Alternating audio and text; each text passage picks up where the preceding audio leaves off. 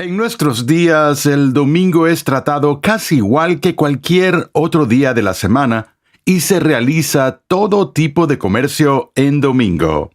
La pregunta que permanece para el cristiano es, ¿cuál es el deber del cristiano con respecto a guardar el día de reposo? No solo tenemos disputas sobre esto entre cristianos y no cristianos, sino que también las tenemos dentro de la comunidad cristiana.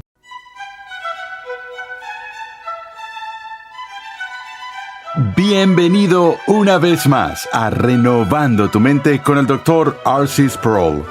Hoy continuamos con una interesante serie de enseñanza de 15 lecciones que hemos titulado La Ley de Dios y el Cristiano. En esta serie, el Dr. Sproul ofrece una visión equilibrada del lugar que ocupa la ley en el Nuevo Pacto y lo ilustra mediante un análisis de cada uno de los 10 mandamientos. Y hablando de mandamientos, a la mayoría de los cristianos no les cuesta mucho entender y aceptar 9 de los 10 mandamientos. Por ejemplo, no matarás, no robarás y no cometerás adulterio están arraigados en nuestro pensamiento. Pero para muchas personas, guardar el día de reposo y santificarlo ya no parece importante. Acompáñame al salón de clases a escuchar una vez más al Dr. R.C. Sproul mientras explora en esta clase algunos de los aspectos básicos del tema del día de reposo. En el mes de enero de 1996, mis amados Pittsburgh Steelers estaban en el Super Bowl. Al día siguiente, a las 7 de la mañana, tenía una reunión con un colega que también era un ferviente seguidor de los Pittsburgh Steelers. Cuando llegó a la reunión tenía grandes ojeras y el semblante sombrío, y le pregunté, ¿qué te pasa? Supuse que todavía estaba triste porque los Steelers habían perdido en manos de los Dallas Cowboys. Dijo, solo estoy cansado, es que me levanté a las 3 de la mañana para ver el Super Bowl. Le dije, ¿por qué hiciste eso? Dijo, bueno, nunca veo televisión en el día de reposo y quería saber cómo iba el partido, así que lo grabé. Luego no dejé que nadie me dijera lo que había pasado y me levanté a las 3 y vi el partido, porque él tiene reparos sobre cómo guardar el día de reposo. Mientras escuchaba lo que me contaba, pensé en lo extraño que sonaría esto, no solo para la gente secular de Estados Unidos, sino también para el cristiano evangélico promedio, que alguien se tomara tan en serio el mandamiento de guardar la santidad del día de reposo en esta época como para hacer este tipo de arreglos que lo libre de quebrantar el día de reposo. Las cosas han cambiado de forma dramática en nuestra cultura con respecto a guardar el día de reposo. Recuerdo que en mi infancia, mientras crecía en Pensilvania, nunca escuché el sonido de una cortadora de césped en domingo. Recuerdo que en ese entonces, en el día de reposo, todas las tiendas de nuestro pueblo estaban cerradas, excepto una, y la única tienda que estaba abierta era la farmacia, y la única parte de la farmacia que estaba abierta era la parte que vendía medicinas. La fuente de soda estaba cerrada. Incluso entonces, solo estaba abierta por un corto periodo de tiempo para satisfacer la necesidad de medicina en una emergencia. Recuerdo que en aquella época los únicos restaurantes que abrían los domingos eran los que estaban en los hoteles, donde la gente tenía que comer, es decir, era un asunto de comercio necesario, pero el restaurante regular no estaba abierto. Eso no es algo que ocurrió en el siglo III. Estamos hablando de mediados del siglo XX y más allá de mediados del siglo XX. Y eso parece casi gracioso para la persona de hoy, porque ahora el domingo se considera casi igual que cualquier otro día de la semana. Y todo tipo de comercio se realiza en domingo. Se nos dice que eso es parte de la separación entre la Iglesia y el Estado. La pregunta que permanece para el cristiano es: ¿cuál es el deber del cristiano con respecto a guardar el día de reposo? No solo tenemos disputas sobre esto entre cristianos y no cristianos, sino que también las tenemos dentro de la comunidad cristiana. No solo ahora, sino a lo largo de la historia. San Agustín, por ejemplo, creía que 9 de los 10 mandamientos fueron reafirmados en la ley neotestamentaria de Cristo, pero que la observancia del día de reposo había sido abrogada o dejada de lado, o al menos ciertos elementos de la misma, porque estaba claro que la comunidad neotestamentaria cambió su culto corporativo del séptimo día de la semana al primer día de la semana, conmemorando la resurrección de Cristo. Y aunque todavía se reunían sobre una base cíclica de un día de cada 7, la asociación de eso a un día particular de la semana había cambiado. No solo eso, las declaraciones de Pablo sobre no estar atado por lunas nuevas o días de reposo y ese tipo de fiestas sobre las que escribe en su carta a los Colosenses, llevó a muchos de los grandes maestros de la Iglesia a creer que con la venida de Cristo, toda la institución del día de reposo había sido abrogada. Sin embargo, en su mayor parte, la historia cristiana ha sostenido que los elementos esenciales para la observación del día de reposo siguen vigentes y algunas de las razones para ello son las siguientes.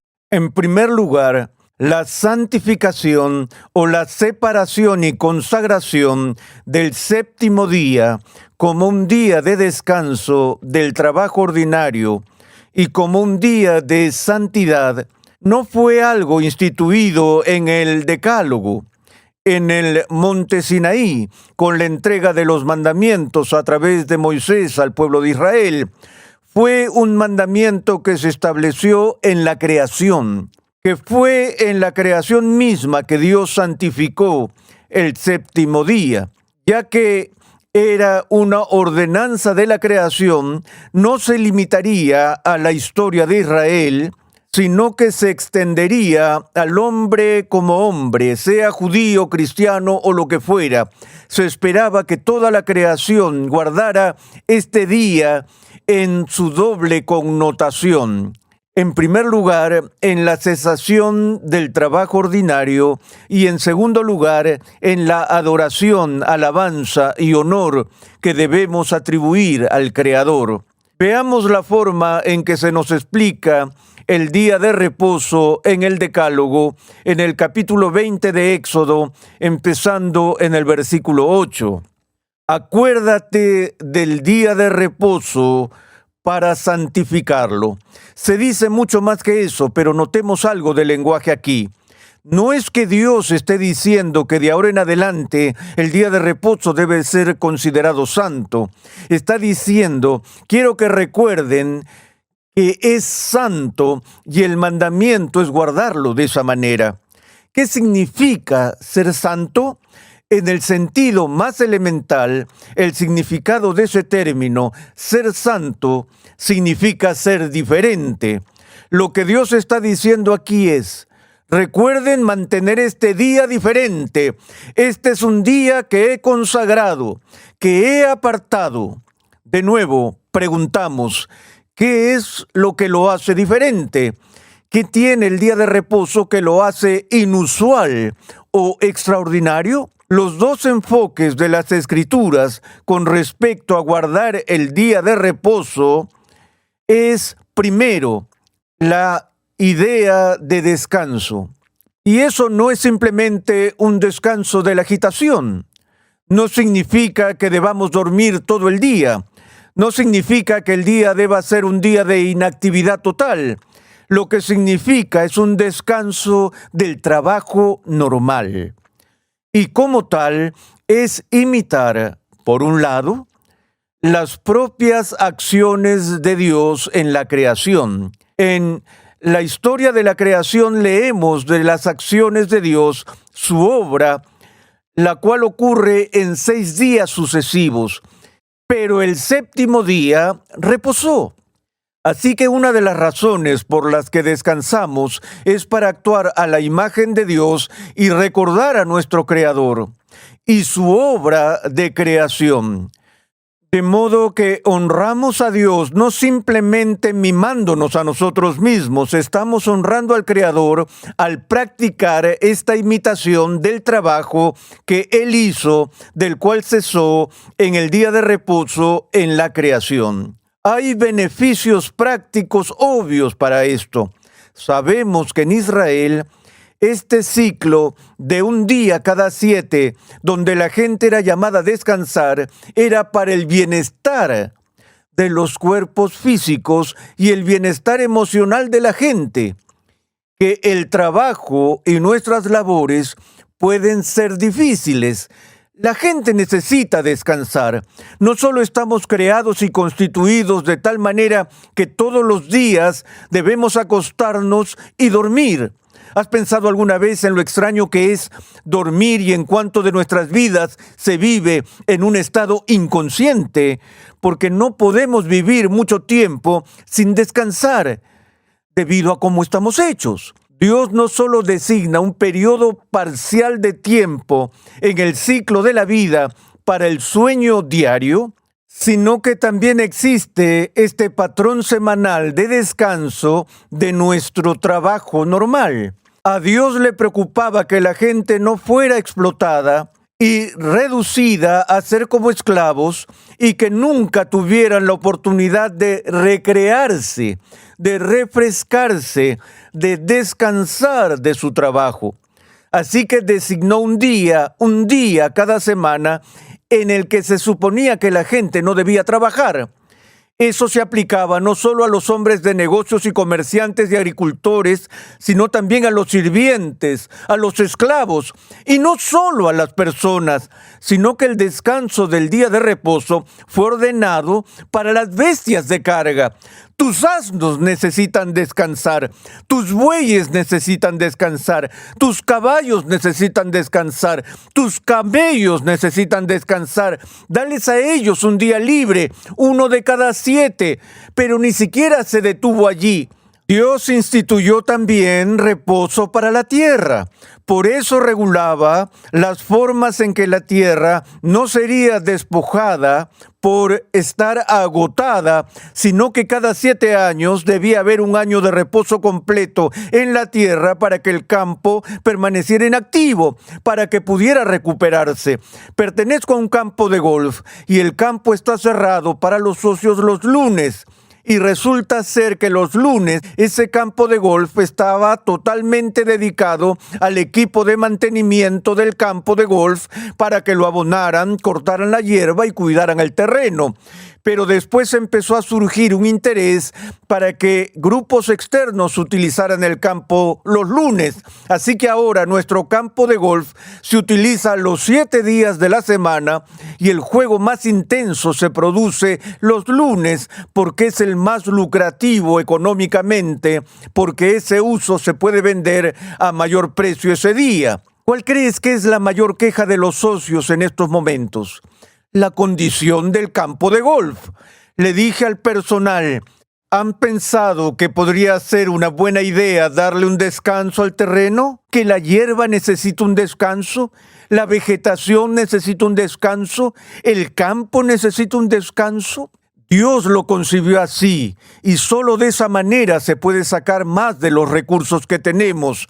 Pero por nuestra codicia, por conseguir más, se nos hace creer que si mantenemos nuestras tiendas abiertas un día más, tal vez podemos aumentar nuestros ingresos en un 14.5%, pero en realidad no funciona así. El primer principio era el descanso. Se trataba de una preocupación humanitaria, humana y ecológica. Vivimos en una época de profundo compromiso con los asuntos ecológicos y sin embargo despreciamos el reposo para la tierra. El segundo propósito del día de reposo era la adoración colectiva y la atención especial a los asuntos de Dios. Esto no significa que Dios estuviera diciendo a su pueblo: mira, 6 días de la semana, ocúpate de tus asuntos, olvídate de mí, no quiero ni siquiera estar en tus pensamientos, imagínate que no existo. Pero un día de la semana, inclínate ante mí y reconóceme cuando vengas a la iglesia o a la sinagoga o lo que sea. No. Estaba claro que la vida de fe debía vivirse todos los días y que todos los días son propicios para la adoración a Dios. Pero el ciclo en Israel era para un tiempo especial de celebración corporativa. En Estados Unidos tendemos a ser muy individualistas, pero la fe judeocristiana tiene una orientación muy corporativa. No somos meros individuos aislados, sino que formamos parte de un grupo y nos reunimos donde todo el grupo se reúne el día de reposo, como congregación, para una asamblea solemne. Y decimos que este día es diferente, este momento es diferente. Es el momento en que nos reunimos para celebrar no solo la creación, sino también para celebrar nuestra redención, para celebrar la resurrección de Cristo, para celebrar el don de la salvación que Dios ha dado a su pueblo y para honrarlo y para disfrutar de su presencia. El tercer principio del día de reposo del que habla mucho el Nuevo Testamento es que el día de reposo se instituye inicialmente no solo como una señal para recordar la creación, sino que el día de reposo en sí mismo es una especie de, y ahora tengan cuidado aquí, es una especie de sacramento, no un sacramento con S mayúscula, sino con S minúscula. Es decir, es un signo externo que señala algo de nuestra redención. Si nos fijamos en el Nuevo Testamento, en particular en el libro de Hebreos, ¿a qué apunta el día de reposo? Señala hacia la meta final de nuestra redención, nuestra entrada en el cielo, porque el Nuevo Testamento nos dice que todavía hay un reposo para el pueblo de Dios. El descanso que disfrutan las almas de los justos que han sido hechos perfectos.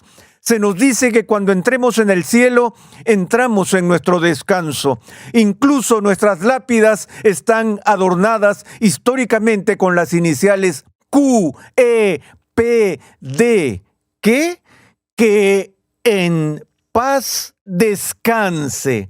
Anhelamos la paz del cielo, no un descanso de inconsciencia u olvido, sino el descanso de todas las preocupaciones y los problemas y los dolores que nos asedian en la carne mortal que vivimos. Cada vez que nos reunimos para el día de reposo, cada vez que celebremos el día de reposo, no solo estamos recordando la obra de la creación de Dios, sino que estamos participando en la señal sacramental de su promesa de redención. Es un pedacito del cielo donde no habrá lágrimas, ni muerte, ni oscuridad. No es que no haya actividad en el cielo, habrá actividad en el cielo, pero será el fin de la angustia, el fin de la ansiedad, donde entraremos en esa paz que trasciende toda comprensión humana. A todo esto apunta el día de reposo. Sigamos viendo lo que dice en él. Acuérdate del día de reposo para santificarlo. 6 días trabajarás y harás toda tu obra. Permítanme decir rápidamente de paso que hay muchos teólogos morales en la historia de la Iglesia que se oponen a la semana laboral de 5 días sobre la base de este pasaje, diciendo que este pasaje no solo ordena que descansemos un día, sino que ordena que trabajemos 6, no 5, sino 6, y así en algunos casos transgredimos la ley trabajando 7 en lugar de 6 días, o también podemos quebrantarla en la otra dirección, tomando un descanso más largo de lo que debiéramos. Pero el 7º día es el día de reposo para el Señor tu Dios. Es su día. Por eso se llama coloquialmente el día del Señor. Le pertenece a Él. Él reina sobre él. No harás en él trabajo alguno, tú, ni tu hijo, ni tu hija, ni tu siervo, ni tu sierva, ni tu ganado, ni el extranjero que está contigo, porque en 6 días hizo el Señor los cielos y la tierra, el mar y todo lo que en ellos hay, y reposó en el 7º día. Por tanto, el Señor bendijo el día de reposo y lo santificó.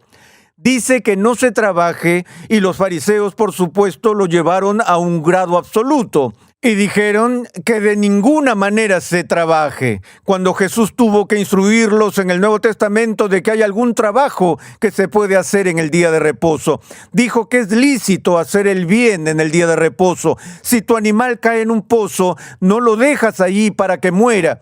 O si alguien se enferma en el día de reposo, no dices, no voy a llamar al médico porque es el día de reposo. Es lícito y no solo necesario. No solo es lícito, es necesario hacer esas obras de misericordia que se requieren para el bienestar de la vida en el día de reposo. De modo que la Iglesia siempre ha entendido que hay algún trabajo que siempre es necesario realizar en el día de reposo.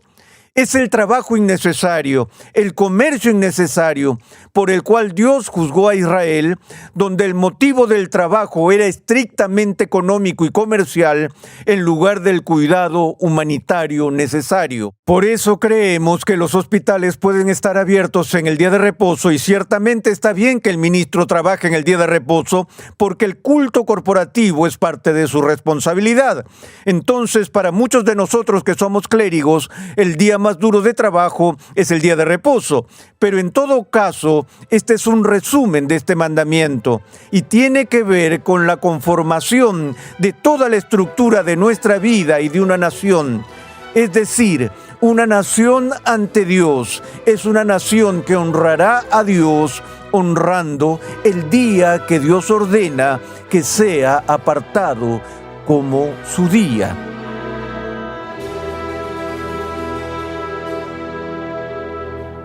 El Dr. R.C. Sproul nos recuerda la bondad de Dios al darnos el mandamiento de observar el día de reposo. Estás escuchando Renovando tu Mente. En un momento regresamos con el Dr. Sproul para concluir esta lección, pero antes te invitamos a visitar nuestra página web renovandotumente.org, donde podrás solicitar gratuitamente la guía de estudio de esta nueva serie. Recuerda que Conexión Ligonier permite a cristianos en crecimiento estudiar en línea gracias a una amplia biblioteca de cursos interactivos en video impartidos por el fundador de Ministerios Ligonier, el Dr. R.C. Sproul, y otros destacados pastores, teólogos y expositores cristianos.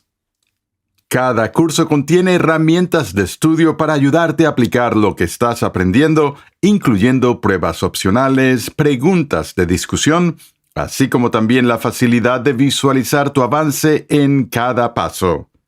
Tienes la flexibilidad de tomar todos los cursos que quieras, cuando y donde quieras, y al ritmo que más te convenga. Para más información visita conexionligonier.com. Antes de concluir el episodio de hoy, el Dr. Sproul nos tiene un comentario final. Soy consciente de que todavía hay preguntas y problemas persistentes sobre lo que es apropiado, lo que no es un comportamiento adecuado en el día de reposo. Las discusiones son interminables sobre si está bien ir de picnic o tener recreación, qué tipo de descanso es descanso legítimo y cuál no. Estos temas continuarán y debemos tener cuidado de no caer en la trampa en la que cayeron los fariseos con su enfoque legalista del día de reposo, aunque creo que no hace falta decirlo. Pero el concepto fundamental aquí es: honramos a Dios con el día de reposo. ¿Estamos en sintonía con el propósito original del mismo?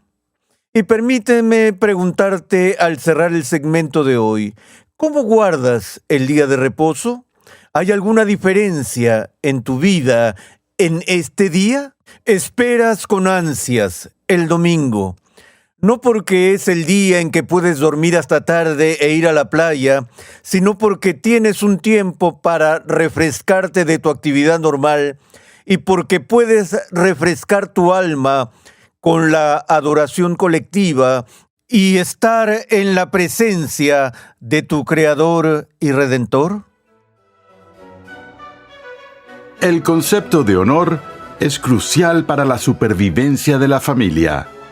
Estamos viviendo en una época en que la pantalla del radar de la historia está parpadeando más que nunca porque la unidad fundacional fundamental de la vida organizada está en peligro, es decir, la familia en sí misma, pues cada vez más las personas abandonan el matrimonio y abandonan las responsabilidades paternas y maternas y estamos viendo un profundo sentido de alienación dentro de la familia, no solo dentro de las relaciones conyugales de maridos y esposas, sino también una grave alienación que existe entre padres e hijos. Te invitamos a sintonizar el siguiente episodio de Renovando tu Mente, donde el Dr. R.C. Sproul analiza el quinto mandamiento y lo que significa honrar a nuestra madre y a nuestro padre a lo largo de nuestras vidas. Suscríbete a nuestro canal en YouTube, Ministerios Ligonier, y disfruta de todo el material de enseñanza que estamos produciendo completamente gratis y en español.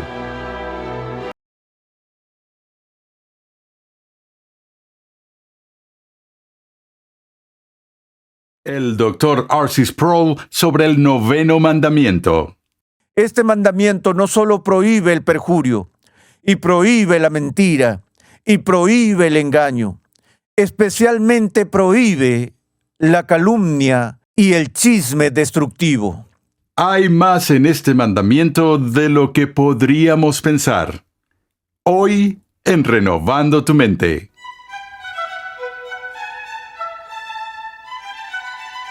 Si tuvieras que nombrar los 10 peores pecados que podrías cometer, ¿qué incluirías? Cosas como el asesinato, el adulterio, la idolatría y el robo probablemente estarían en la lista corta. Pero, ¿qué hay de dar falso testimonio contra nuestro prójimo? ¿Qué hay de la calumnia y el chisme? Bienvenido una vez más a Renovando tu Mente con el Dr. R.C. Sproul. Hoy continuamos con el 14º capítulo de la serie La Ley de Dios y el Cristiano, una serie de enseñanza de 15 lecciones donde el Dr. Sproul nos muestra cómo la ley del Antiguo Testamento se aplica en el contexto del Nuevo Testamento. La Biblia dice que Dios es verdad, por lo que no es de extrañar que Él prohíba la mentira en los 10 mandamientos. Pero, ¿hasta dónde llega este precepto? ¿Está permitido decir aunque sea una mentirilla? ¿Por qué es tan importante la verdad? Pasemos de nuevo al aula de clases a escuchar al Dr. R.C. Sproul mientras se explora la respuesta a estas preguntas al analizar el noveno mandamiento. Continuamos con nuestro estudio de los 10 mandamientos y llegamos al noveno mandamiento que dice: no darás falso testimonio contra tu prójimo. Nos preguntamos por qué Dios incluiría un mandamiento como este cuando Él tiene solo una lista de 10 que son las leyes fundamentales por las cuales constituye una nación. Pero obviamente lo que se considera en este mandamiento en particular es algo que es extremadamente importante para las relaciones humanas interpersonales. Si pensamos en las formas en que nuestras vidas han sido afectadas y en las que hemos sido vulnerados a lo largo de nuestra vida, veremos una y otra vez que es la violación de este mandamiento lo que hace tanto daño y destruye tanto a las relaciones humanas. De manera superficial, pareciera que la preocupación principal detrás de este mandamiento es prohibir el perjurio en la sala de un tribunal.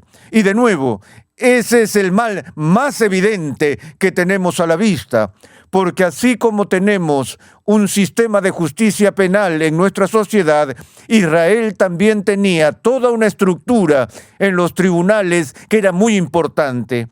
Y en la corte, lo que la gente está tratando de hacer cuando la justicia está en juego y hay que dictar sentencia es llegar a la verdad del asunto. Antes de decidir si una persona es culpable o inocente, hay que reunir y evaluar los hechos. Se da testimonio y ese testimonio se evalúa para ver si es creíble o no.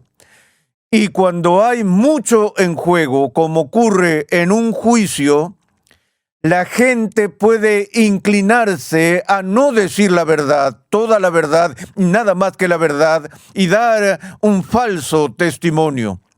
Cuando se da un falso testimonio en un tribunal de justicia, puede darse en cualquier dirección. El falso testimonio puede llevar a la exoneración de una persona culpable o a la condena de una persona inocente.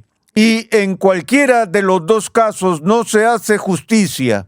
Y en particular, cuando hay un testigo falso o se da un falso testimonio, eso incrimina a una persona inocente. Por eso, como ya hemos visto con la ley sobre el asesinato, en los delitos capitales en Israel, si una persona cometía perjurio en un caso capital y acusaba falsamente a una persona inocente de un crimen capital y se descubría que esa persona había cometido perjurio, entonces esa persona podía ser ejecutada. Dios se tomó muy en serio este asunto de decir la verdad en un tribunal de justicia. Hemos visto en otra parte que la acusación universal que las Escrituras hacen contra nuestra humanidad caída es esta: todos los hombres son mentirosos. Eso no significa que todas las personas siempre andan mintiendo, pero no hay ninguno de nosotros que no haya mentido nunca. Todos hemos distorsionado la verdad en algún momento de nuestras vidas, y debido a esta proclividad de la humanidad caída a desviarse de la veracidad, hay ciertas medidas tomadas en Israel para hacer todo lo humanamente posible para poner un cerco alrededor de la persona que está dando testimonio para que no dé falso testimonio. Podemos ver claramente lo perjudicial que puede ser el perjurio en un juicio, pero ese no es el único lugar donde el falso testimonio puede ser perjudicial y destructivo para las relaciones humanas. El mandamiento anterior que vimos trataba del hurto o del robo, y si lo extendemos hasta este del falso testimonio, podemos ver un vínculo entre estos dos sobre qué preocupaba tanto a Dios en el Antiguo Testamento. Por ejemplo, la combinación de no decir la verdad y robar se da de muchas maneras en la comunidad judía y también en otras sociedades. Por ejemplo, Dios exige en el Antiguo Testamento que los mercaderes y los gobiernos utilicen normas y pesos justos. ¿Por qué pesos y normas justos? Bueno, ¿qué pasa si el comerciante te dice que te está vendiendo 1 litro de leche, pero la botella contiene menos de 1 litro de leche? ¿Ves cómo dos cosas están ocurriendo al mismo tiempo? Por un lado, se está dando falso testimonio, y por ese falso testimonio se está cometiendo un robo. De modo que podemos utilizar la mentira para ayudar e instigar el robo. Y por eso el Dios de Israel insistió en que los comerciantes dijeran la verdad sobre los ingredientes y los productos que vendían.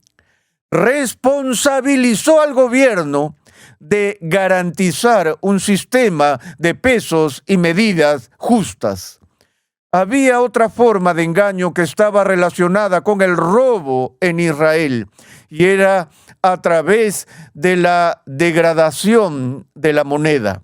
Por degradación de la moneda se entendía que si la moneda de la época era el uso de oro, el gobernante sin escrúpulos podía mezclar impurezas con el oro y hacer pasar la moneda como si fuera de oro, totalmente de oro, cuando en realidad estaba mezclada con impurezas y era de menor valor de lo que decía ser.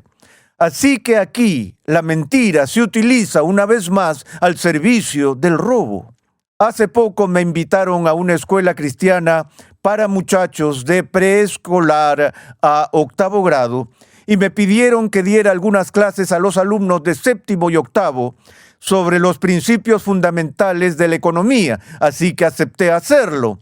La primera tarea que tenía era explicar a los muchachos qué es el dinero, de dónde viene, cómo surgió en la historia de la civilización, y para explicar esto decidí realizar un pequeño juego con ellos. Llevé algo de dinero y pedí un voluntario entre el grupo y uno de ellos se ofreció de voluntario. Puse delante de mí una moneda de 1 centavo, una de 5 centavos, una de 10, una de 25, una de 50 centavos, un billete de $1, uno de 5 y uno de 10. Y les dije, vamos a aprender aquí algunos de los ingredientes básicos de los negocios. Le dije a uno de los muchachos, ¿tienes un billete de $5? Y lo tenía. Le dije, me gustaría comprarte ese billete de $5. Y le ofrecí 1 centavo. Se rió y dijo, no hay trato. Así que le ofrecí 5 centavos y dijo que no aceptaría ese trato. Así que le ofrecí 10 centavos, no aceptó. Así que le ofrecí 25 centavos y volvió a rechazarme. Entonces tomé la moneda de 25 centavos y la de 50 centavos y le dije, escúchame con atención. Te ofrezco esta moneda de 25 centavos y esta de 50 por tu billete de 5. Ten en cuenta que el billete de $5 es solo una pieza de dinero y aquí te estoy ofreciendo 2 piezas de dinero, una moneda de 25 centavos y otra de 50 centavos. Le dije, ¿qué te parece el trato? Se rió y dijo, no, gracias. Entonces le ofrecí $1 por el billete de 5. No lo aceptó, así que finalmente tomé el billete de $5. Le dije, ¿qué tal un billete de $5 por tu billete de $5? Me dijo, no tiene sentido porque los dos valen lo mismo. Por supuesto, mi billete de $10 seguía allí y él estaba esperando a que yo le ofreciera el billete de $10 por el de 5, pero yo había llegado al final de mi ilustración. Entonces puse el billete de $10 en mi bolsillo y le dije, bien, hemos terminado. Y le dije al resto de los alumnos, ¿qué tal le ha ido a su compañero en esta negociación comercial que acabamos de realizar? ¿Cuántos de ustedes creen que lo ha hecho bien? Había 13 alumnos y todos levantaron la mano. Les dije, ¿así que están orgullosos de cómo ha negociado este trato? Dijeron, sí. Les dije, bien. Entonces eso significa que la votación sobre si lo hizo bien fue de 13-1. Solo hubo un voto en contra. Parecían desconcertados. Dijeron, ¿qué quiere decir? Nadie votó en su contra. Respondí, yo lo hice. Y ellos dijeron, bueno, ¿por qué? Entonces metí la mano en el bolsillo y les enseñé. Les dije, ¿recuerdan cuando le ofrecí una moneda de 25 centavos y otra de 50 centavos por ese billete de $5? El muchacho dijo, sí. Y yo le dije, ¿lo rechazaste? Dijo, sí. Le dije, bueno, si hubieras observado con cuidado, habrías visto que la pieza de 50 centavos que tenía en la mano era un $0.5 Liberty de 1939, cuyo contenido de plata vale mucho más que tu billete de $5.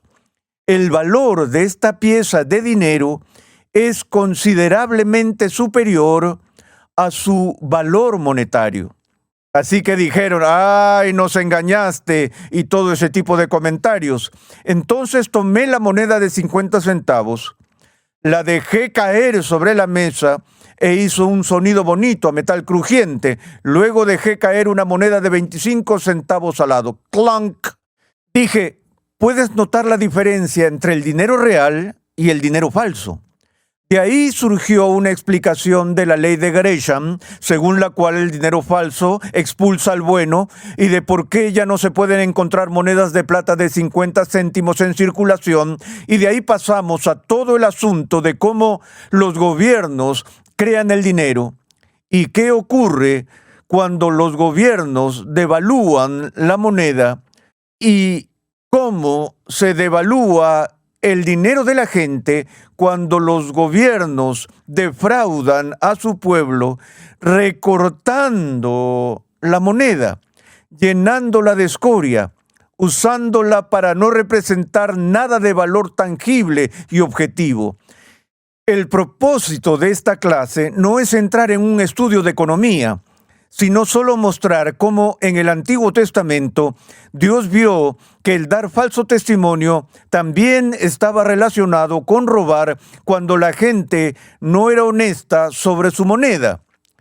No decían la verdad, porque la virtud fundamental y subyacente detrás del 9º mandamiento es un principio que trasciende los intercambios económicos y trasciende los dramas de los tribunales, porque el principio fundamental que está en juego aquí en el 9º mandamiento es el principio que es de nuevo fundamental para toda la ética judeocristiana, y me refiero a la santidad de la verdad.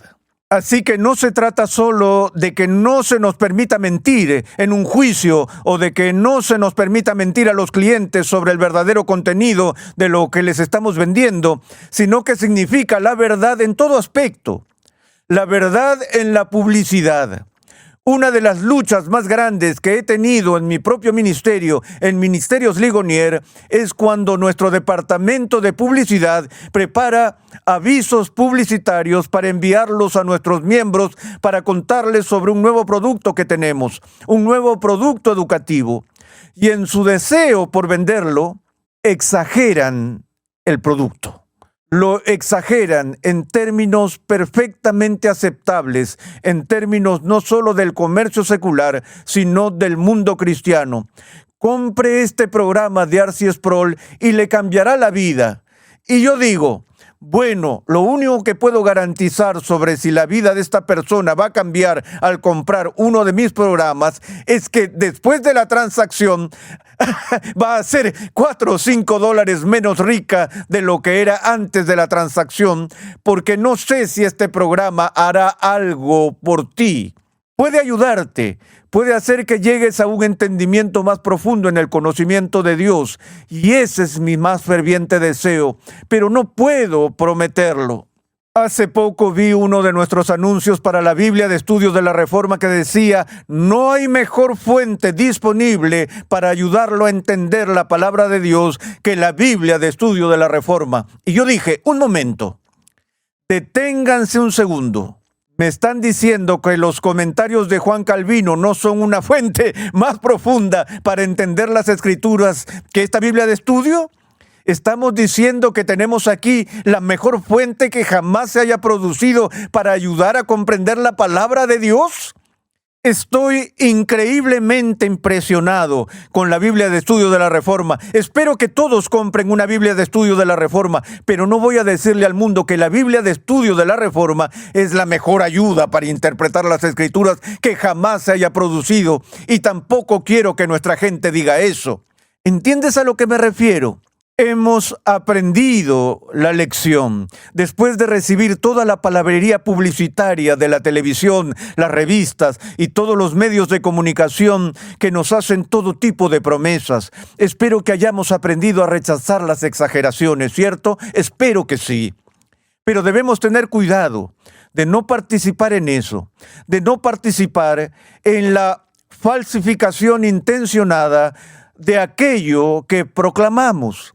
A veces hay un fenómeno que llamamos estadísticas evangélicas, en las que decimos 80,000 personas vinieron a este servicio masivo de evangelización y 30,000 personas se hicieron cristianas. Y empezamos a inflar el número como si la dignidad de Dios necesitara nuestra exageración.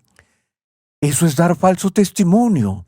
y podemos dar falso testimonio sobre aspectos buenos y con buenas intenciones, pero aún así viola la santidad de la verdad. En el tiempo que nos queda, quiero decir algo más sobre este mandamiento. Este mandamiento no solo prohíbe el perjurio, y prohíbe la mentira, y prohíbe el engaño. Especialmente prohíbe la calumnia y el chisme destructivo. Cada vez que acuso a otro ser humano de hacer algo que no ha hecho, tanto si lo hago en un tribunal como si lo hago en una discusión con un amigo tomando un café en una mesa, estoy quebrantando el 9º mandamiento. Porque la calumnia es altamente destructiva e injuriosa, por la que despojamos a una persona de su buen nombre, acusándola falsamente de todo tipo de cosas. Hace poco estuve en una discusión con una persona que estaba acusando a otra de todo tipo de cosas, y esta persona me dijo: sé que fulano hizo esto y aquello por esta razón diabólica. Yo dije: ¿lo sabes? Me dijo: sí. Dije: bueno, ¿te dijo esa persona que esa fue la razón por la que hizo lo que hizo? La persona dijo: no, no me lo dijo, pero sé que lo hizo por eso. Y yo dije: bueno, lo único que sé con seguridad es que no sé por qué esa persona hizo lo que hizo.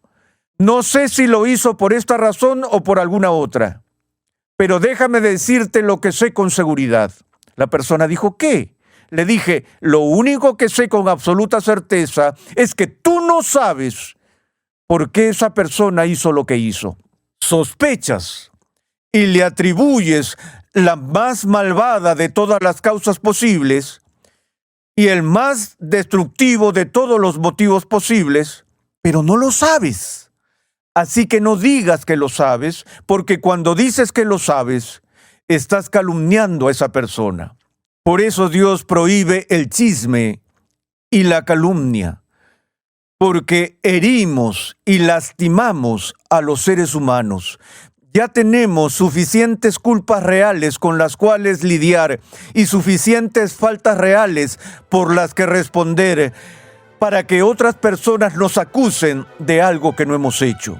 Por eso debemos entender que el 9º mandamiento no es un mero ejercicio abstracto, ni se limita simplemente a los testimonios ante un tribunal, sino que define la importancia de la verdad en las relaciones humanas.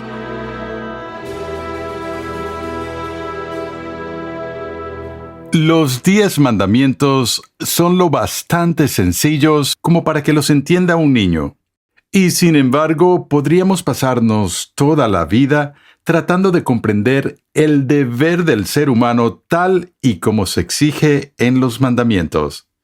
Gracias por sintonizar Renovando tu Mente. En unos minutos volvemos con el Dr. Sproul para concluir esta lección. Pero antes te invitamos a visitar nuestra página web renovandotumente.org, donde podrás solicitar gratuitamente la guía de estudio de esta serie. En la nueva traducción y edición al español de La Santidad de Dios, el Dr. R.C. Sproul explora el carácter santo de Dios y explica por qué esta santidad nos fascina y nos aterroriza.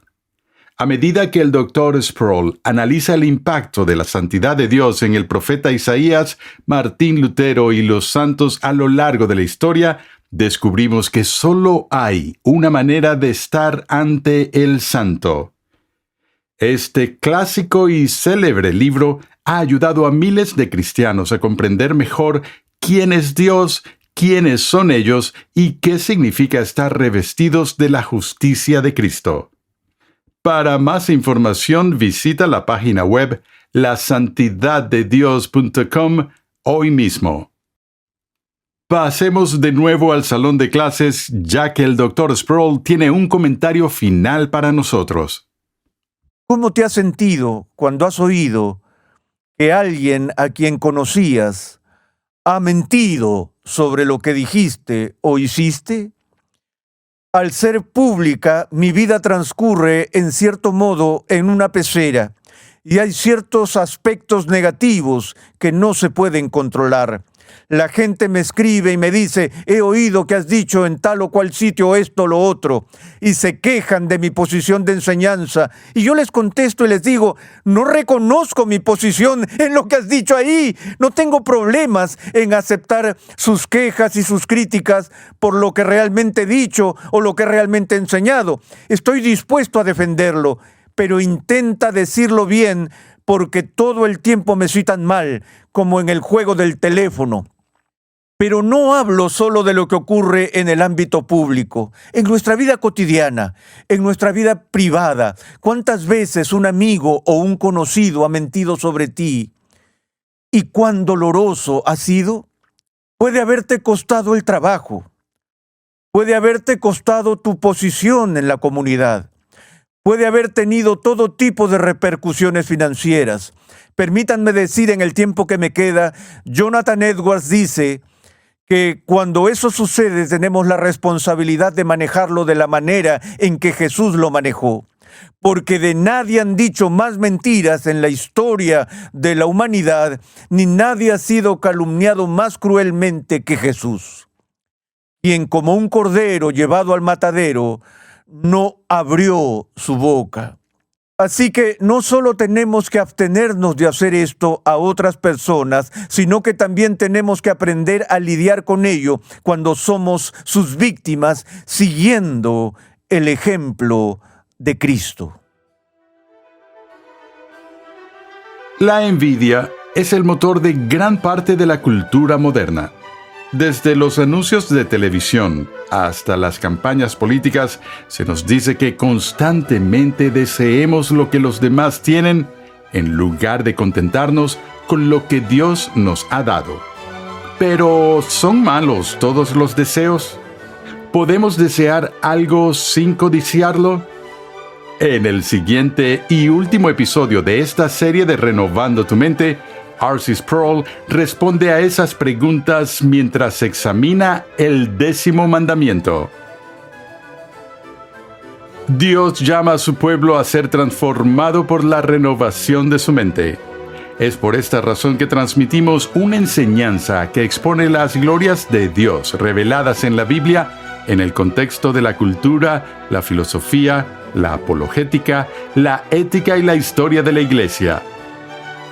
Nuestra programación es posible gracias al generoso apoyo en oración y financiero de cristianos alrededor del mundo.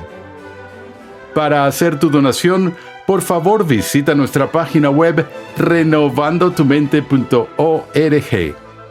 Te invitamos a escuchar nuestro siguiente episodio y a unirte a nuestra gran comunidad virtual en las redes sociales.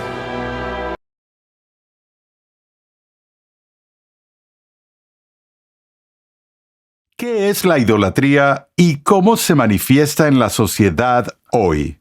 La esencia de la idolatría es el cambio de la verdad de la gloria de Dios por una mentira al servir y adorar criaturas. Y estas criaturas incluyen no solo las criaturas de la naturaleza, sino especialmente los objetos que hacemos con nuestras propias manos.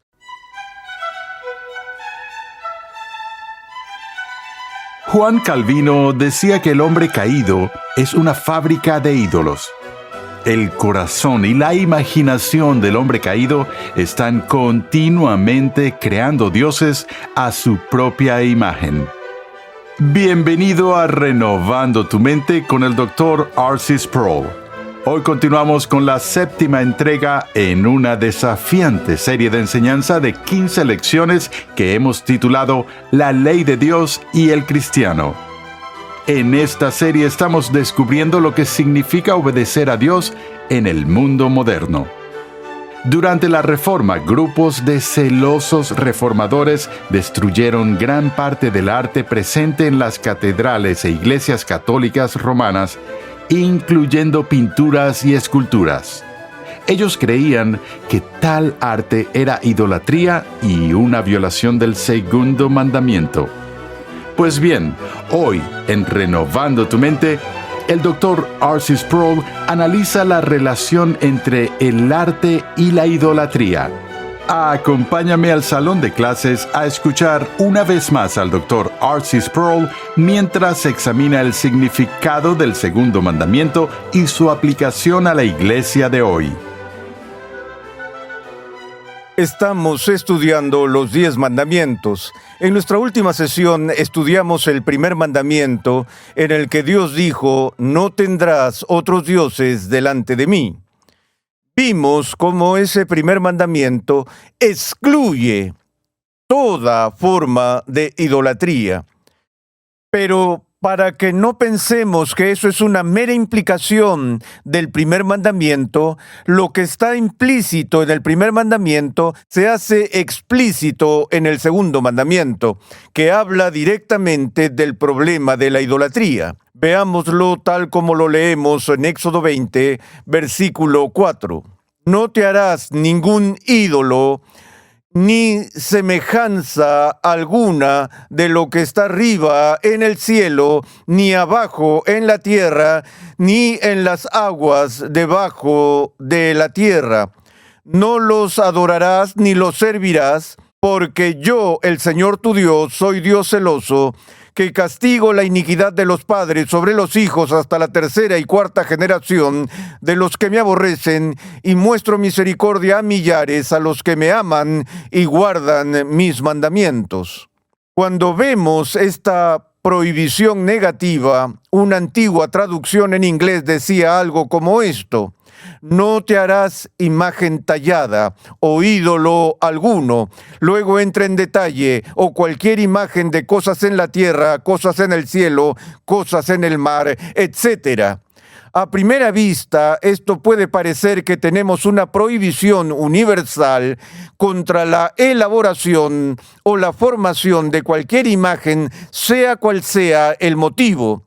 Algunos han tomado este mandamiento y han entendido que Dios repudia el arte y que no solo hay restricciones sobre cómo se debe utilizar el arte en la adoración del pueblo de Dios, sino también sobre si el arte en sí como actividad es algo legítimo, porque el pasaje dice al principio: no te harás o elaborarás imagen alguna de cualquier cosa, básicamente en esta tierra o en los cielos, etc.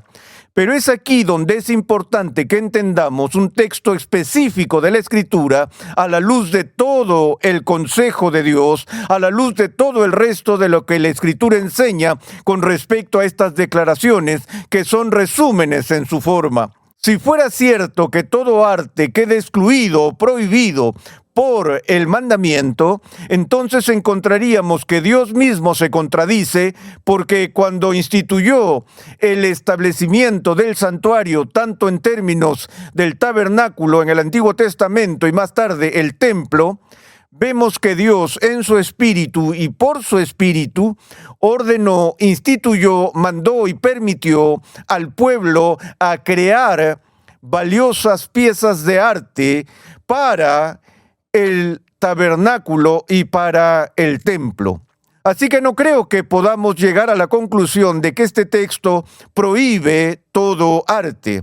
De hecho, si vamos al lugar santísimo en sí mismo, vemos que el trono de Dios, el propiciatorio, está coronado, por así decirlo, con las imágenes de seres angelicales, los querubines que están sobre el arca con las alas extendidas.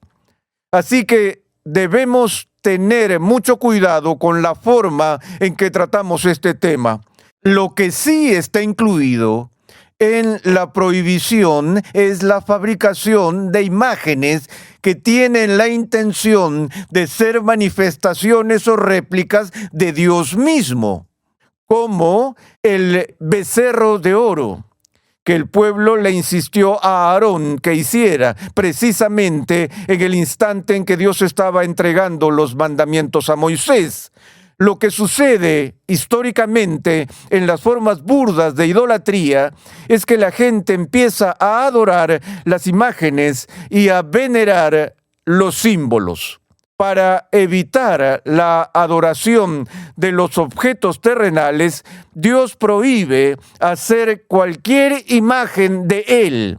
porque se nos dice que Dios por naturaleza es invisible. Él es un espíritu y Él debe ser adorado en espíritu y en verdad. De nuevo, cuando vamos a Romanos 1, la esencia de la idolatría es el cambio de la verdad de la gloria de Dios por una mentira al servir y adorar criaturas. Y estas criaturas incluyen no solo las criaturas de la naturaleza, sino especialmente los objetos que hacemos con nuestras propias manos. Incluso una lectura superficial de los profetas en el Antiguo Testamento mostrará las denuncias dramáticas que Dios hace contra su práctica, no solo entre las naciones paganas, sino también dentro de Israel, donde la gente se dedicaría a la adoración de imágenes sagradas, estatuas y cosas semejantes en los lugares altos apartados para ello. Isaías y Jeremías, por ejemplo, ridiculizaron la práctica de la idolatría diciendo: ustedes hacen y crean objetos con sus propias manos. Hacen objetos sordos y mudos de madera o de piedra. Y luego, después de haberles dado forma, empiezan a hablarles como si pudieran oír.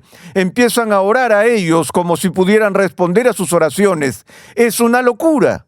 Es locura que la gente luego empiece a comportarse de esta manera hacia las imágenes, de una manera que solo es apropiada en la presencia de Dios mismo. Calvino dijo que el hombre por naturaleza, es decir, el hombre caído, es lo que él llamó un fabricum idolarum, que traducido significa una fábrica de ídolos. No es que de vez en cuando somos propensos o tendemos a desviarnos del camino correcto y accidentalmente nos involucramos en la fabricación de ídolos. Somos fábricas de ídolos, los producimos en masa. Tenemos líneas de producción para nuestros ídolos y parece que la producción de los mismos no tiene fin. Uno de los grandes debates en la época de la Reforma en el siglo XVI siguió a la controversia iconoclasta en la historia de la Iglesia sobre la función de las imágenes y estatuas en la adoración del pueblo de Dios. Uno de los problemas del siglo XVI fueron las imágenes o los íconos o los ídolos que eran una parte integral del culto de la Iglesia Católica Romana, donde hay estatuas de santos y estatuas de María y todo eso como parte de la actividad, y la gente entraba en la iglesia y rezaba frente a una estatua. La Iglesia Católica Romana insistió en el asunto de que la gente de la iglesia no estaba supuesta a adorar esas estatuas o esos íconos o esos elementos, y decían que la gente entendía que la Biblia prohíbe la idolatría. La palabra idolatría es una combinación de dos palabras, la palabra ídolo y la palabra latría, y latría significa adoración. Entonces, la iglesia prohibió la adoración de ídolos. Sin embargo, dijeron que lo que la iglesia realiza en sus ceremonias es lo que ellos llamaron idoladulia.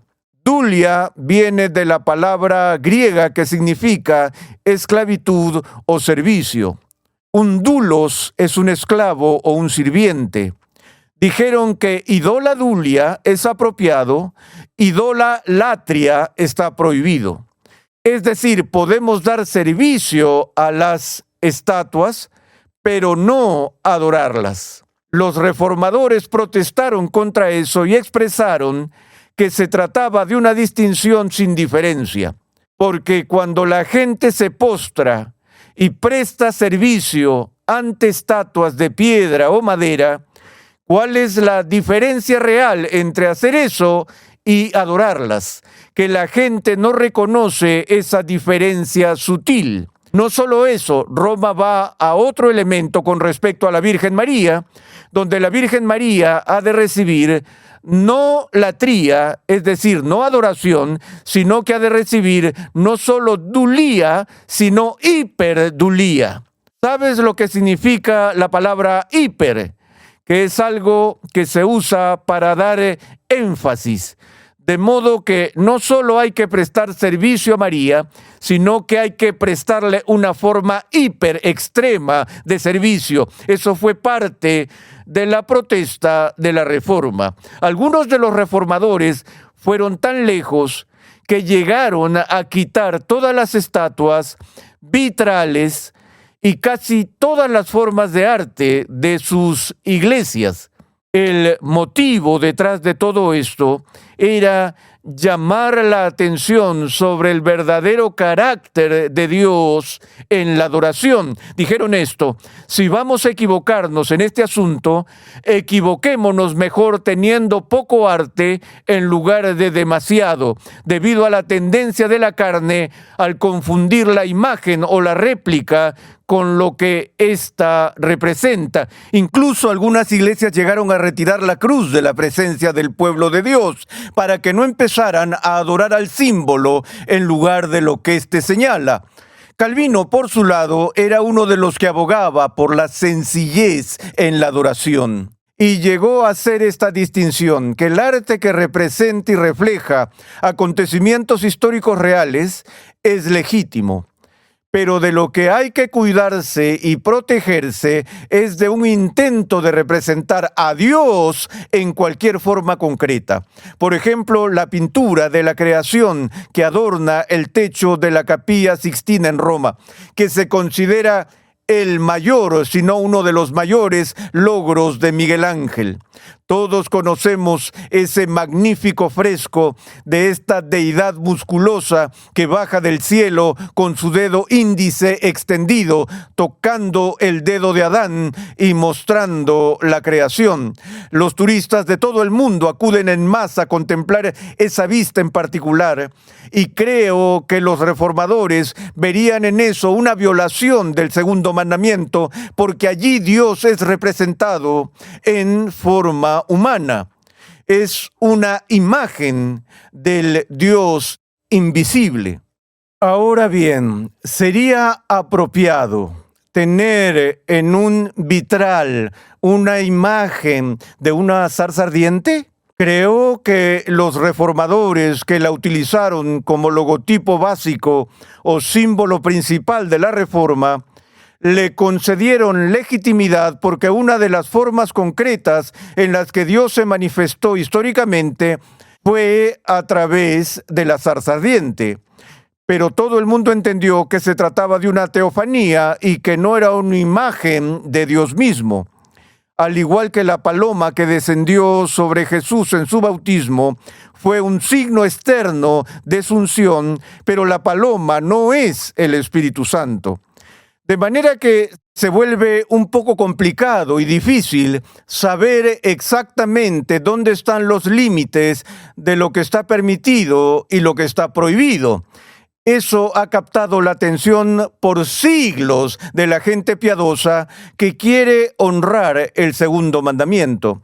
Pero si podemos ir al meollo del asunto, el meollo del asunto en el segundo mandamiento es básicamente lo mismo que se encuentra en el primer mandamiento. Debemos honrar a Dios como Él es y no hacer ningún sustituto de Él que dirija o desvíe nuestra atención o adoración de Él.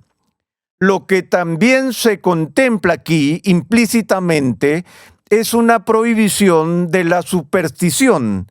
Ese es uno de los problemas de la idolatría, que la gente empieza a impartir el poder de la magia a los elementos del orden creado. Y de nuevo, si lees el Antiguo Testamento y ves la ley del Antiguo Testamento, es un asunto de gran importancia para Dios que su pueblo no esté involucrado en la superstición. Permítanme hacer una pausa aquí por un segundo y decir que en cada época y en cada generación y en cada comunidad religiosa, no importa qué denominación sea, el peligro claro y presente de la invasión de elementos supersticiosos en la fe está muy generalizado. Siempre ha existido ese problema y podemos ver lo fácil que es mezclar religión y superstición. No conozco ninguna religión en este mundo que esté libre de superstición. Cuando tenemos una inclinación y propensión hacia la idolatría, también tenemos una cierta fascinación por la magia. Vemos stickers en los parachoques, visualiza la paz mundial, que forma parte de esta psicoquinesis que es parte del pensamiento de la nueva era, de la filosofía de la nueva era, la religión de la nueva era. Entre otros aspectos, es un renacimiento abierto de la magia antigua, donde la gente cree que a través de ciertas prácticas, ciertas formas de meditación, ciertos encantamientos, somos capaces de manipular el entorno en el que vivimos. Si nos concentramos lo suficiente en la paz mundial, podemos hacer que suceda, y que ese poder está dentro de nosotros. Tener poder sobre la materia, mente sobre la materia, es magia. No sé de cuántas maneras esto se ha infiltrado en la iglesia, donde de alguna manera pensamos que si decimos la fórmula precisa y correcta en nuestra oración, podemos hacer que los eventos sucedan. A veces incluso el nombre de Jesús se utiliza como un encantamiento mágico, en lugar de una expresión de honor y de gloria a Él. Cuando este tipo de cosas se infiltra en la iglesia, no lo hace en la forma burda de Simón el Mago, en el que la gente entra con una varita mágica y dice, abracadabra, vamos a hacer que algo pase. Cada vez que la superstición o la magia invaden la verdadera religión, siempre se expresan en términos espirituales. Nadie entra en la iglesia y dice, a partir de ahora vamos a practicar la magia, o si tenemos esta imagen aquí, nos protegerá, o que este medallón irradiará poder, o que esta reliquia tendrá influencias curativas sobre nosotros porque tiene algún tipo de poder inherente y lo hacemos por medio de la magia. No. Lo espiritualizamos e intentamos darle algún tipo de justificación teológica.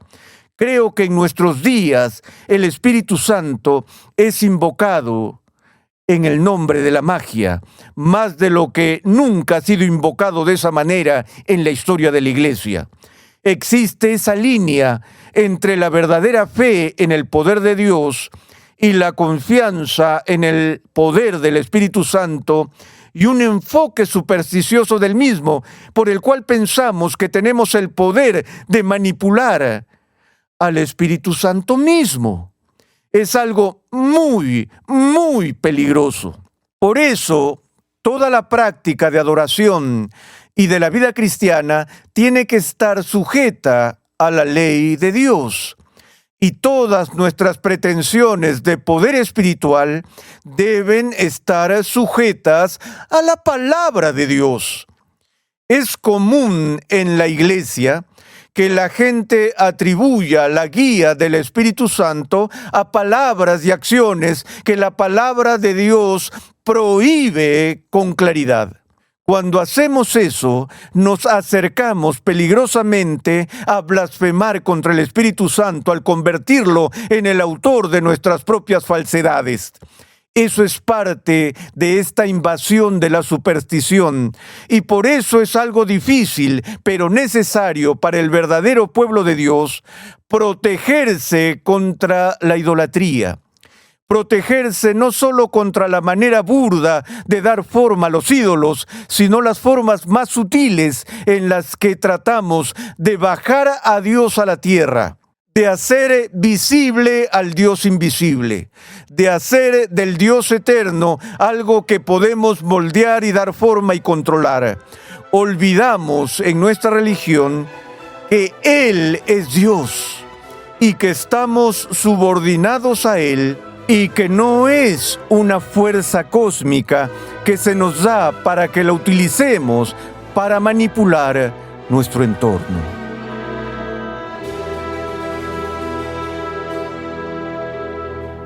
La lección de hoy es un poderoso llamado a abandonar nuestros ídolos y volver al Dios vivo que se revela en las Escrituras. Gracias por sintonizar Renovando tu Mente con el Dr. R.C. Sproul.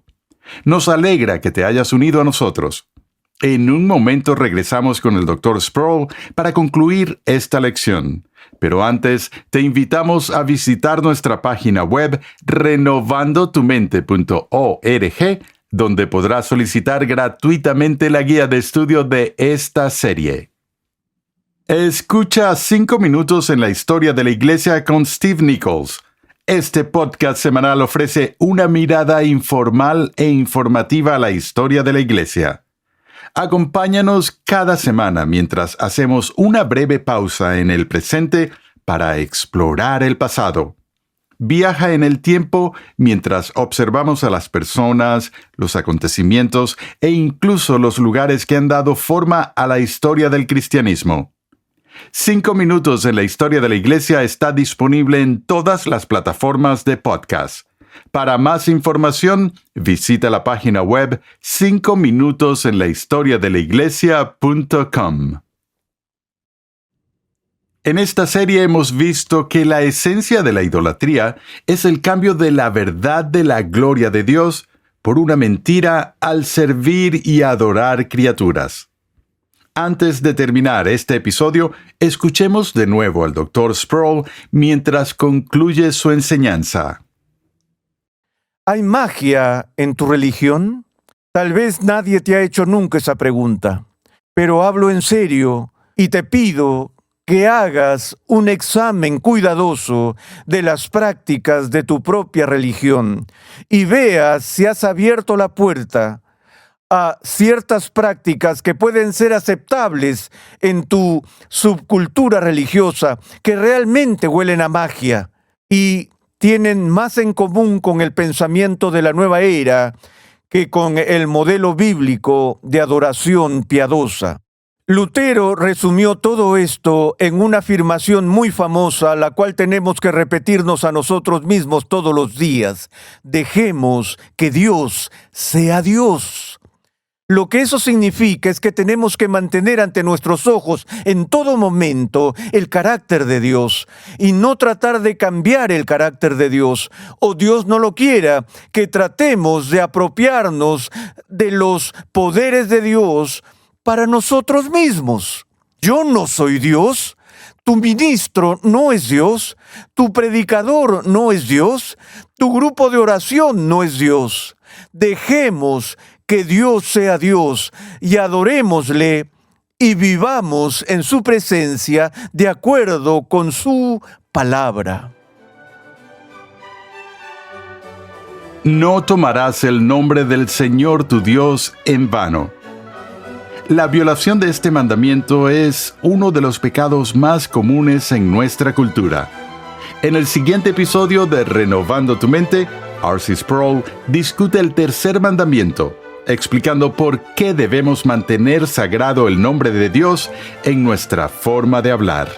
Esta es una advertencia seria donde Dios le recuerda a su pueblo, después de que el mandamiento es dado, que aquellos que violen este mandamiento, Él los hará responsables y no considerará inocente a alguien que viole esta ley. Renovando tu Mente es una producción de los Ministerios Ligonier, la confraternidad de enseñanza fundada por el Dr. R.C. Sproul. Nuestra misión, pasión y propósito es ayudar a las personas a crecer en su conocimiento de Dios y su santidad. Te invitamos a escuchar nuestro siguiente episodio y a unirte a nuestra gran comunidad virtual en las redes sociales.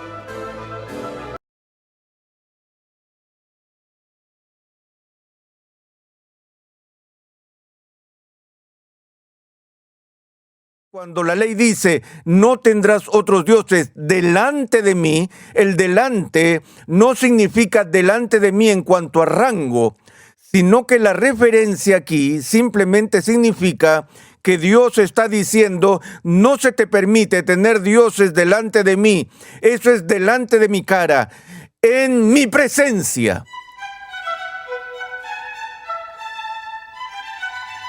La Escritura afirma que solo Dios es el Señor de los cielos y de la tierra, y solo Él debe ser adorado. Solo Él debe recibir nuestra adoración, confianza, invocación y acción de gracias.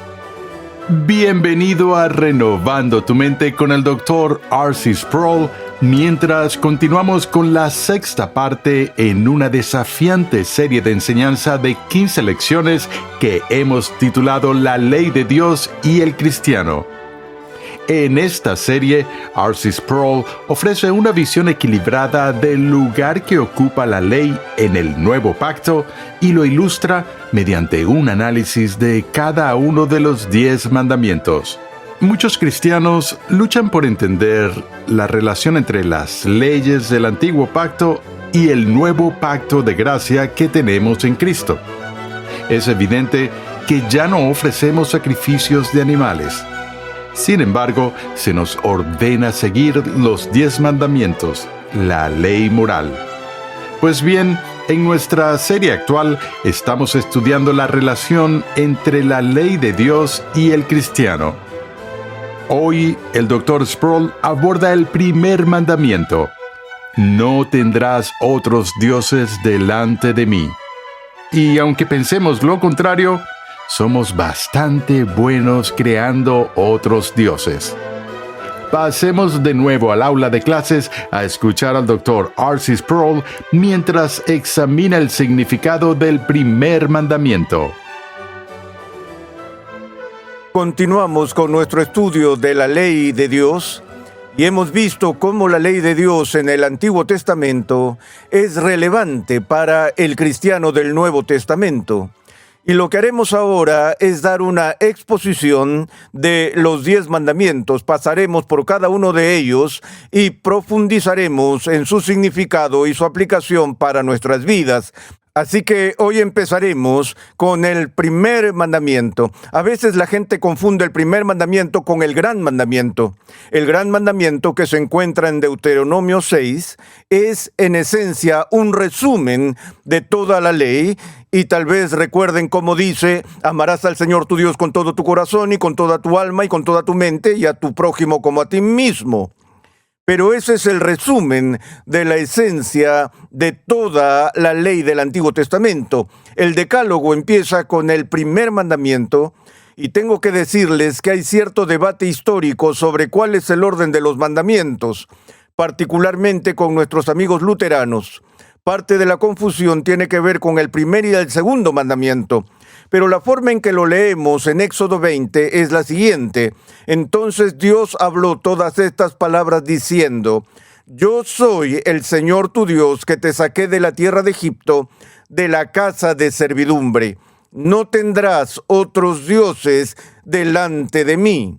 En la tradición histórica más amplia, las afirmaciones iniciales de este versículo incluyen el preámbulo o prólogo ofrecido cuando Dios entregó la ley y por el cual es identificado como el legislador. Yo soy el Señor tu Dios, que te saqué de la tierra de Egipto. Y luego, tradicionalmente se supone que la parte final de ese versículo incorpora el primer mandamiento, que es: no tendrás otros dioses delante de mí. A primera vista, esta ley parece simplemente declarar el monoteísmo. ¿Y qué entendemos por monoteísmo? El monoteísmo es la idea de que solo existe un Dios. En este punto es importante señalar que históricamente los estudiosos de la alta crítica, algunos críticos del Antiguo Testamento, sostienen que los judíos particularmente en el periodo patriarcal e incluso en la época del Éxodo, cuando el Decálogo fue dado a través de Moisés, no eran estrictamente hablando un pueblo monoteísta, sino que eran enoteístas, Henoteistas.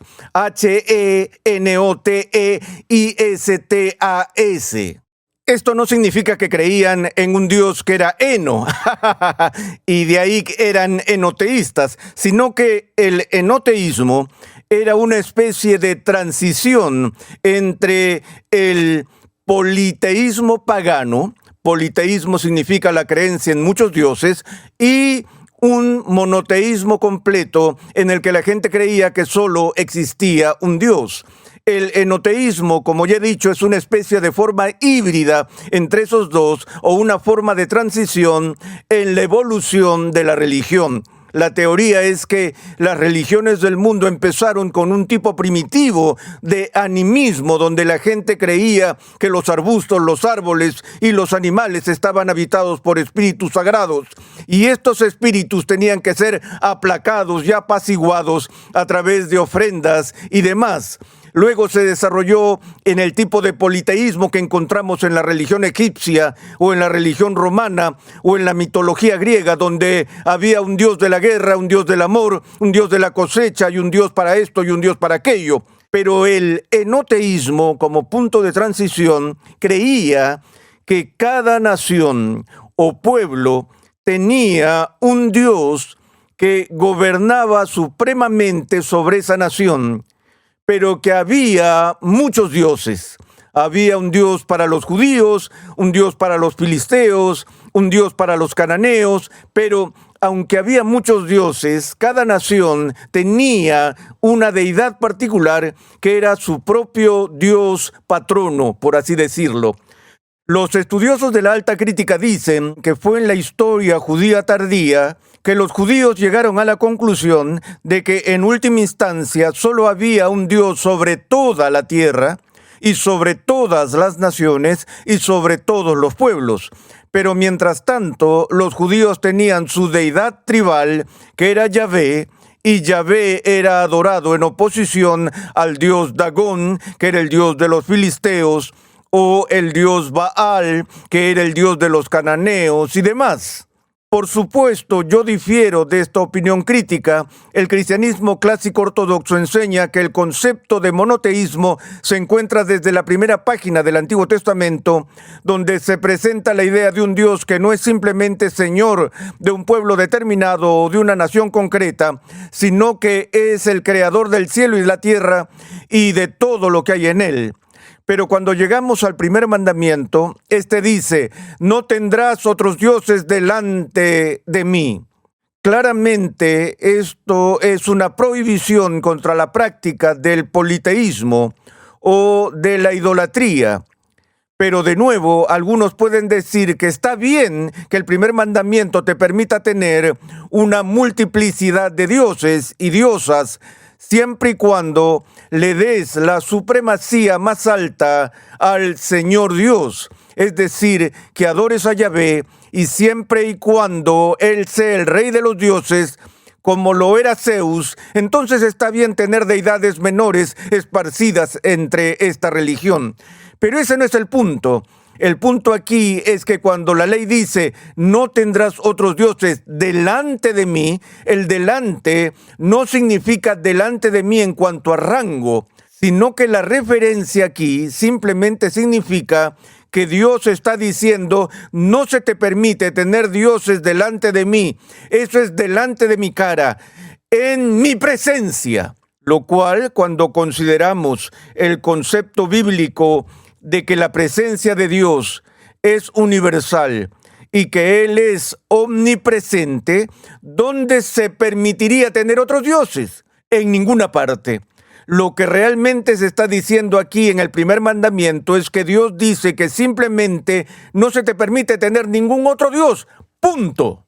Dios no permitirá que su gloria y su nombre sean compartidos con nada en el orden creado. Que Dios y solo Dios debe ser el Señor de las naciones, el Señor de la gente, y solo Él debe ser adorado. Cuando Calvino dio su exposición de la ley en las instituciones, aisló 4 elementos que están incluidos dentro de esta prohibición de tener cualquier otro Dios en la presencia del Dios verdadero. Y estos 4 elementos son estos. El principio básico es que nada de lo que pertenece propiamente a Dios mismo debe ser asignado o atribuido a ninguna otra cosa. Y que estos 4 elementos que pertenecen a Dios exclusivamente son estos. Número 1, los escribiré y luego los explicaré un poco. Adoración. Número 2, confianza. Número 3, invocación. Y número 4, acción de gracias. Estos son los 4 elementos que pertenecen exclusivamente a Dios. En primer lugar, adoración. En toda la Escritura y en particular el Antiguo Testamento prima el hecho de presentarse ante el Señor Dios con espíritu de reverencia, de alabanza, de honor y sobre todo de adoración. Y que es deber de toda persona adorar al Dios que es, y que adorar significa atribuirle el honor y la gloria que le son debidos a Él y a su nombre. Mientras profundizamos en esto y vemos sus implicaciones más amplias, está claro que lo que se contempla en el Antiguo Testamento, tanto en el primer como en el segundo, así como en el tercer mandamiento, es una prohibición enérgica y vehemente contra cualquier forma de idolatría. Si tuviera que resumir el problema que Israel tuvo en su historia en el Antiguo Testamento, el mayor problema, el problema de raíz de la religión israelita, era el coqueteo constante con los ídolos. Si vemos el primer capítulo de Romanos en el Nuevo Testamento, veremos al apóstol Pablo enseñando que el pecado fundamental, primordial, no solo de Israel, sino de toda la humanidad, es el pecado de la idolatría, por el cual la gloria de Dios, la gloria que le pertenece correcta y exclusivamente a Él, es cambiada por una mentira. Y la gente empieza a adorar y servir a la criatura en lugar de al Creador. Es la adoración de criaturas lo que está en el corazón de la idolatría. Y debemos tener cuidado aquí porque tenemos una tendencia a pensar en la idolatría simplemente en términos burdos de inclinarse ante un ídolo como el becerro de oro o a la madre tierra o algo así en términos muy primitivos. Pero en la dimensión más profunda de esto, la idolatría ocurre cuando cualquier atributo de Dios mismo es despojado de su gloria y reemplazamos al Dios bíblico con un Dios que creamos a nuestra propia imagen. Por ejemplo, cuando vemos la revelación bíblica del carácter de Dios y vemos que su naturaleza es totalmente santa y que es un Dios de rectitud pura, que es un Dios de justicia, así como un Dios de misericordia, que es un Dios de ira, así como un Dios de gracia y un Dios de amor, y todos estos atributos que son parte de lo que Él es. Si empezamos a jugar con estos aspectos y a articular un concepto de Dios por el cual lo despojamos de su soberanía, o lo despojamos de su santidad, o lo despojamos de su omnipotencia, o lo despojamos de su inmutabilidad, despojos que ocurren todos los días en el ámbito de la teología, estamos en esencia cambiando la gloria de Dios y la verdad de Dios por una mentira. Y dejamos de honrar a Dios como Dios. Y esa es la acusación de Pablo en Romanos 1. La razón por la cual Pablo habla de la ira de Dios revelada contra todas las naciones y todas las personas es por nuestra tendencia a hacer justamente eso, quitarle la verdadera gloria al carácter de Dios y no adorar al Dios que es. Me atrevo a decir que todos nosotros, en mayor o menor grado, pero ciertamente en alguna forma, permitimos que elementos de idolatría se inmiscuyan en nuestra fe y en nuestra religión. Si no nos gustan ciertos aspectos de la existencia de Dios y borramos esos elementos o atributos de su carácter y nos oponemos a ellos, entonces el Dios al que estamos adorando no es el Dios verdadero. El Dios verdadero es el Dios que se revela en las Sagradas Escrituras. Es el Dios de la soberanía, de la santidad, de la justicia y todo lo demás. Recuerdo haber tenido una discusión en una iglesia sobre la ira de Dios y una mujer estaba muy preocupada y dijo: Dr. Sproul, yo no creo que haya ira en Dios. Mi Dios es un Dios de amor. Y le dije: mi Dios es un Dios de amor también, pero ¿de dónde sacaste la idea de que Dios es un Dios de amor? Obtenemos esa idea de la clara manifestación del carácter de Dios a través de las Escrituras. Es la misma fuente que nos dice que este Dios amoroso también es capaz de tener ira. Y no podemos tan solo escoger y elegir los atributos que nos gustan de Dios. Eso es en esencia hacer lo mismo que hacen los politeístas cuando tienen su Dios patrón del amor o su Dios de la guerra o su Dios de esto o su Dios de aquello. Pero la religión verdadera significa adorar a Dios tal como es. Una advertencia ahora a los pastores. Como parte de las implicaciones más amplias de este mandamiento, se nos exige que prediquemos y enseñemos todo el consejo de Dios. Si nos abstenemos de proclamar todo el carácter de Dios tal como se nos presenta en las Escrituras, estamos participando en este tipo de idolatría y estamos violando el primer mandamiento. En segundo lugar, no solo hay que adorar a Dios y a Dios solamente, sino también confiar. Lo que Calvino quiso decir con esto no es que no se nos permita confiar en las personas a nivel humano y confiar en que la lluvia caerá, sino que en última instancia la confianza a la que nos sujetamos o a la que nos aferramos para nuestra redención, para nuestra salvación, debe estar en Dios. ¿En qué confías para tu salvación? ¿Confías en ti mismo? ¿Confías en la iglesia? ¿Confías en tus amigos? ¿Confías en tu trabajo? ¿O confías exclusivamente en Dios, que es el único digno de confianza en sentido máximo? Por tanto, el objeto de nuestra confianza debe ser exclusivamente Dios. En tercer lugar, la invocación. Lo que se quiere decir aquí es que invocar significa llamar. ¿Y a quién llamamos para nuestro consuelo, para nuestro rescate, para nuestra realización como seres humanos? Decimos que creemos en Dios y que confiamos en Dios y que adoramos a Dios, pero luego apelamos a las estrellas o a nuestros antepasados o a algún otro organismo para que nos redima. Nuestra invocación, nuestra confianza en la ayuda debe ser una confianza en última instancia en la ayuda de Dios, de cuyo cuidado dependemos. En cuarto lugar, es el principio de la acción de gracias. De nuevo, si los llevo de vuelta al primer capítulo de Romanos, Pablo dice que Dios se revela a través de la creación, que los hombres restringen esta verdad con injusticia y se involucran en esta idolatría, y Él los condena de dos males particulares. En primer lugar, la negativa a honrar a Dios como Dios, y además, dice Pablo, ni le dieron gracias.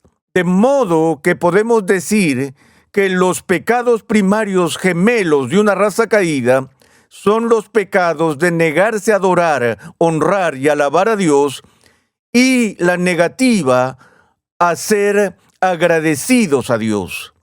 Y lo hacemos cada vez que murmuramos y nos quejamos de nuestra situación en este mundo. A veces albergamos en nuestros corazones la idea de que Dios no está siendo realmente justo, que merecemos una mejor suerte de la que disfrutamos hoy, y que el problema en última instancia reside en Dios. y nos centramos en todos nuestros problemas y en todas nuestras dificultades y empezamos a pensar que Dios ha sido injusto con nosotros en lugar de cantar sublime gracia y comprender que toda dádiva buena y perfecta que disfrutamos en esta vida viene de Dios y que por cada beneficio que recibimos de su mano deberíamos responder rápidamente con acción de gracias, con alabanza y con honor.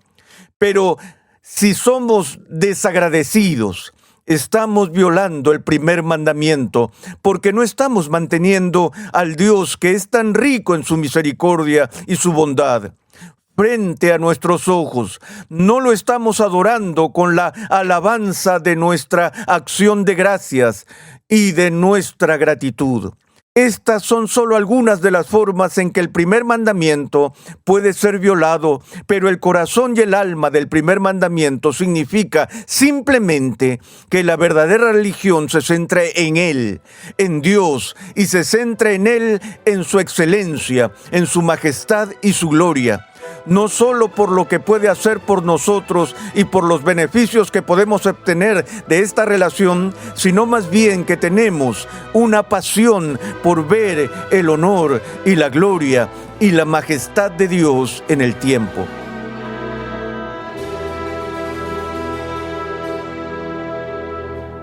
Sobre el primer mandamiento, Juan Calvino comenta: el propósito de este mandamiento es que el Señor quiere solo ser preeminente entre su pueblo y ejercer completa autoridad sobre él.